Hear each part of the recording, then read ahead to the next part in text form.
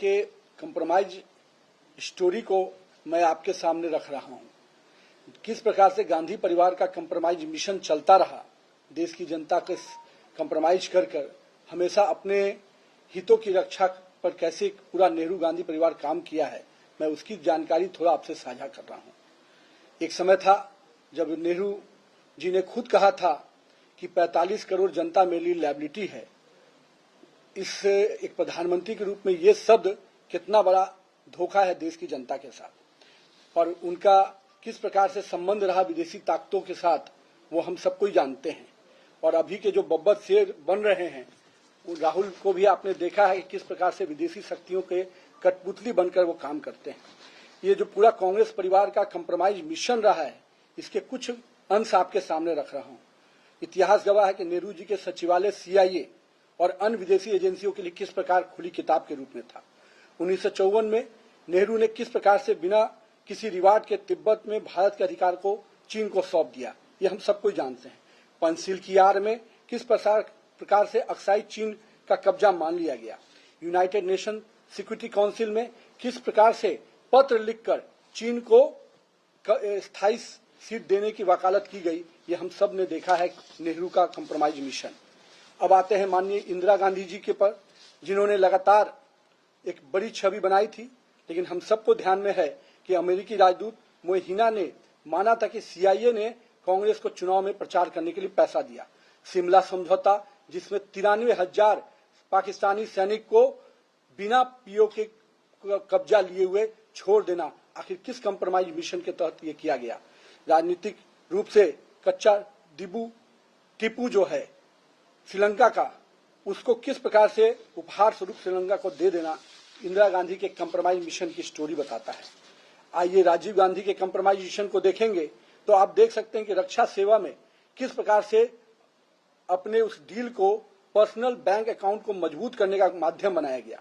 Bofors घोटाले में Swedish जांच के लिए किस प्रकार से उसको रोकते हुए अपने मित्र के लिए कोटोरोची को बचाने का किस प्रकार से प्रयास किया गया। हम लोगों ने देखा कि भोपाल गैस कांड में हजारों भारतीयों के हत्यारे वॉरेन एडरसन को राजकीय विमान से सुरक्षित देश से बाहर करना, आखिर इस कंप्रोमाइज मिशन का कहानी को ही न बताता है। और इसके बाद सोनिया गांधी जी का, जिनका पूरा राजनीतिक अगर आप देख सकते हैं तो 2004 से 14 के बीच में नेशनल एडवाइजरी काउंसिल के माध्यम से सुपर PM बनकर समांतर सरकार और कैबिनेट का संचालन करना निश्चित रूप से कंप्रोमाइज PM का मिशन जो कांग्रेस का था उसको पूरा कर रही थी। और आप उसी कालखंड में आपको ध्यान में होगा, राजीव गांधी फाउंडेशन को चीन की सरकार और जॉर्ज सोरोस के नेटवर्क से फंडिंग कराना, किस कंप्रोमाइज मिशन के तहत ये काम किया गया। चीनी कम्युनिस्ट पार्टी के साथ कौन सा गुप्त समझौता किया गया, निश्चित रूप से ये उनके कंप्रोमाइज मिशन की झलक है। अब आते हैं जो निगेटिव पॉलिटिक्स के पोस्टर बॉय हैं, राहुल गांधी जी 247 से अधिक विदेशी यात्राएं किए, पर उनमें से अधिकांश यात्राओं को सुरक्षा एजेंसियों को उसकी जानकारी नहीं देना, आखिर किस कंप्रोमाइज मिशन के तहत हो रहा था। विदेश जाकर भारत विरोधी इल्हान अमर और सोरोस जैसे करीबियों से मिलना और उनके इशारे पर भारत में ओछी राजनीति करना, ये किस मिशन के तहत हो रहा था। हम लोगों ने देखा था लद्दाख के सेंसिटिव बॉर्डर एरिया में भी किस प्रकार से शाकिर मेराली जैसे विदेशी नागरिकों के साथ घूमना, जिसका पूरा कैरियर सोरोस समर्थित पूंजीपतियों के जो चीनी और पाकिस्तानी एजेंसियों का पैसा देने का काम करता है, उन एजेंसियों के साथ जिसका मिली भगत है, उसके लिए आप काम कर रहे थे। ये दिखता है कि राहुल गांधी की पूरी राजनीति कंप्रोमाइज लीगेसी को ही आगे बढ़ाने वाली रही है, जिसके अंतिम दूत बनकर राहुल गांधी सामने नजर आ रहे हैं।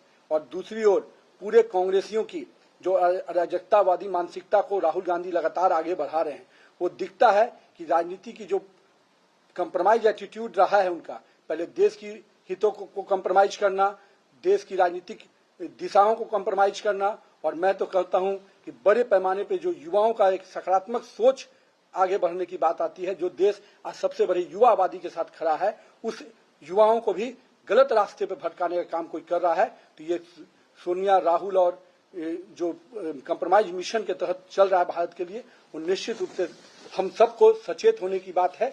और मैं तो मानता हूं कि भारत की जनता इनके कंप्रोमाइज मिशन को समझ चुकी है। ये देश के हितों के साथ कोई भी समझौता कर सकते हैं। इसके लिए देश की जनता उनको अभी आने वाले समय में भी सजा देगी, तब जाके इनको समझ में आएगा।